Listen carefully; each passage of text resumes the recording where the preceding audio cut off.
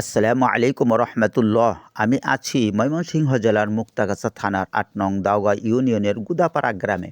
আপনারা দেখতেছেন এখানে একটি ঈদগাহ ময়দান। এই ঈদগাহ ময়দানটি অনেক দিন যাবৎ এখানে অবস্থিত। আমাদের এই ঈদগাহ ময়দানে এত মানুষের সমাগম ঘটে, এখানে মানুষের সংকলন হয়ে সারে না। তাই আমরা দ্বিতীয় চিন্তা ভাবনা করতেছি, এই পুরাতন প্রাচীরটি ভেঙে আমরা পুনরায় এটিকে বৃদ্ধি করব, এই বেড়ার সাইড পর্যন্ত নিয়ে আসব। তাই আমরা সকলে এখানে সম্মিলিত হয়েছি। সকলের ইচ্ছা, একই ইচ্ছা, আমরা যেন এটিকে বৃদ্ধি করতে পারি।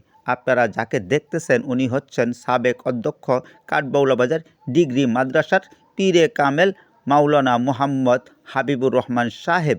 ওনার পিতাজান ছিলেন পীরে কামেল মাওলানা মতিউর রহমান সাহেব। ওনাকে মহান রব্বুল আলমী সর্বোচ্চ জান্নাতুল ফিরদৌস নসিব করুক।